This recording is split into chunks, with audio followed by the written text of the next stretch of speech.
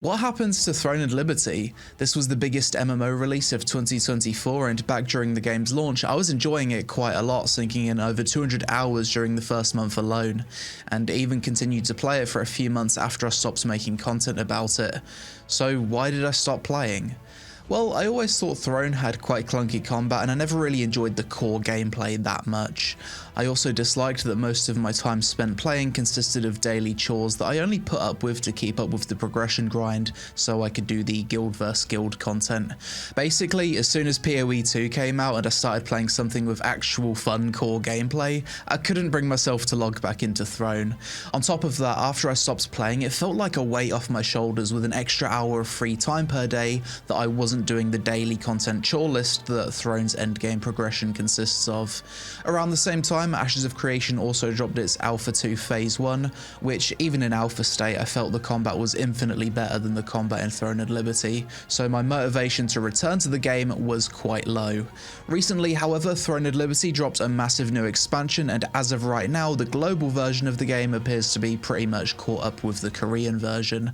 I wasn't super interested in returning to the game because the main reasons I stopped playing wasn't due to content but the clunky combat and daily chores.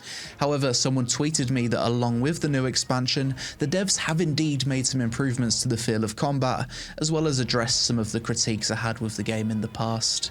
In this video, I returned to Throne and Liberty to try out the new Talandre expansion to see if it's good enough to make me want to stick around. But before we begin, support the content by listening to today's sponsor. Heroes of History, the epic mobile game that combines city building with hero collection and thrilling real-time battles. Imagine leading legendary figures like Julius Caesar and Alexander the Great through time, building your own historical city and commanding them in epic battles. You'll explore different eras, research new technologies, and optimize your city to dominate your opponents. Heroes of History boasts a massive roster of iconic heroes from history and mythology. Collect and develop rare heroes, each with unique classes, abilities, and roles in battle. This game's all about strategic planning and using the right heroes at the right time to crush your enemies. The hero portal allows you to pull any hero, and with a little luck you could build a wacky team consisting of Abraham Lincoln, Dracula, Albert Einstein, Robin Hood, and Mozart to conquer the world if you want to. Plus, the game is constantly updated with new heroes, events, and mini-games, so there's always something new to discover. Join forces with friends in alliances for epic multiplayer battles, or test your skills against other players in competitive modes. With deep content and endless replayability, Heroes of History is a game you'll be playing for years to come. Best of all, you can play Heroes of History for free on your mobile device or even in your browser. Download the game now by clicking the link in the description or scanning the QR code to start building your historical empire. So, starting out with Talandre, I jumped on my SNS greatsword and started killing mobs to see if I could feel a difference with the game's combat. Good news, I actually could. Here's what's changed for melee. Previously, when getting in range of a target, your character's move speed would slow down once you start auto-attacking. This is no longer the case, which makes attacking whilst moving as both melee and range feel much better. Melee attack range was increased, character inertia was reduced, mobility skills such as the warrior's dash would less frequently get stuck on terrain, and reduced animation lock after mobility skills. For ranged casted skills, they added a buffer if a target moves out of range mid-cast. All of these are great changes and things I suggested they fixed in my previous Throne vid. Something else I instantly noticed were changes to how the damage numbers are displayed. They look a lot more stylish and well animated now compared to when I last played. Next, I started the MSQ, which would level me from 50 to 55 in the new Talandre area. I don't really care about linear theme park MMO storylines, so I can't comment on if it was good or not, but holy fuck, I was quickly reminded about what I love the most about Throne and Liberty, the game's visuals. Stylistically, I love how this game looks, the armor, the color palette, the lighting, and the sense of world scale compared to the size of your character. It's breathtaking in places, and as soon as I entered Talandre, I was instantly disabling the UI to take screenshots. Welcome to Talandre. It's got like a realist... Fucking hell, that is gorgeous. Oh my god. Hang on. I need to take a screenshot. Absolutely stunning. For the next 3.5 hours, I played through the MSQ and got to level 55. Nothing particularly memorable happened during that time, other than a few cool boss fights, some puzzles and cutscenes. I was happy once it was over.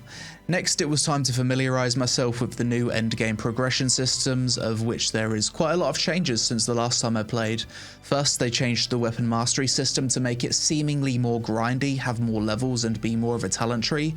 To be honest, I did like the simplicity of the previous weapon mastery tree, but I suppose the new system does give players more options. Next, the rune system. Basically, when doing various types of content, you'll have runes drop. It seems to be a bit of a high watermark system, with you initially dropping level 1 runes, but after you've grinded enough, you'll eventually drop higher level runes. When I first interacted with this system, I hated it because it was just clogging the fuck out of my inventory, but they recently changed it to have its own separate UI menu. Still, the rune system doesn't really add much to the game other than more stats for your character, another system and another menu for new players to wrap their heads around. Next, the artifact system. Once again, basically another RNG grind that gives your character more stats and stuff. Does it make the game better? Not really, it's yet another menu to interact with to add to the system's bloat. Aside from that, Talandre also brings with it tier 2 gear, which can be enhanced all the way up to plus 12. Next, let's talk about content, and Talandre actually has some new interesting stuff. First, you've got solo dungeons. I've done a few of these at this point and I like the idea of them, but in practice I don't find them too enjoyable as melee. Basically, you go through 4 stages of challenges with monster strength based on your selected difficulty level. Higher difficulty rewards more loot, and you can claim the loot from these solo dungeons 3 times per week. There's usually 1 mob killing stage, 1 puzzle stage, and 2 boss fights. As a tank, I found the bosses take too long to kill and I didn't really like the non-boss stages or goofy mechanics. Perhaps these are more fun as DPS. Thankfully though, on my first clear I did get my Bis greatsword drop, which was pretty cool. After maxing out my new tier 2 weapon, I ended the stream and continued to play Throne for about a week in my spare time. Lots of new dungeons have been added to the game since the last time I played, most notably the new 3-star co-op dungeons which require 3.5k gear score minimum. I cleared all of these dungeons with the random group finder and overall I had a pretty good time. Something I noticed and specifically enjoyed about the new dungeons is that aside from the circular perfect blocks you do for boss attacks, now you have square-shaped perfect dodges, which keeps boss fights engaging. I've always enjoyed these boss mechanics in Throne, and I do find that perfect blocking and dodging is really satisfying in PvE. In between dungeon runs, I was also group grinding in the new Talandre open world dungeons. I've always thought the open world dungeon concept in Throne was super cool, and the 3 new ones are no different. These dungeons are absolutely huge, with some of them going super deep underground. Visually, I think the Temple of the Truth was the most impressive, but most people seem to be group grinding either Birken Estates or the Crimson Mansion. None of these new open world dungeons can really be solo grinded efficiently though, so you're always going to want to find a group for them. Next piece of new content I checked out was called Nebula Island. This is a 24/7 PvP island that you can access for a limited amount of time per week, up to a maximum of 7 hours. Despite being a lawless zone, some of these areas are peacetime, so PvE players can just go there and group up to grind for rewards. I tried both the peace and PvP areas. The peacetime areas just feel like more open world dungeon grinding, but the PvP areas I found to be very fun, even just going in solo. Aside from that, one very nice change I like with Talandre is the weapon and armor sync menu. Basically, this allows you to sync multiple weapons and armor pieces up to your highest level gear piece, so you can switch between multiple gear sets, builds, or weapon loadouts. Once you've got one full set of gear to plus 12, you don't have to level up another set if you want to try out another build. This is a very good change that gives players more flexibility. After about a week of returning to Throne and Liberty and getting back into the daily endgame routine, I got to 4.8k gear score, which is enough to join a mid-tier guild, and I asked myself the question, do I want to continue playing this game for the foreseeable future? And the answer to that is no.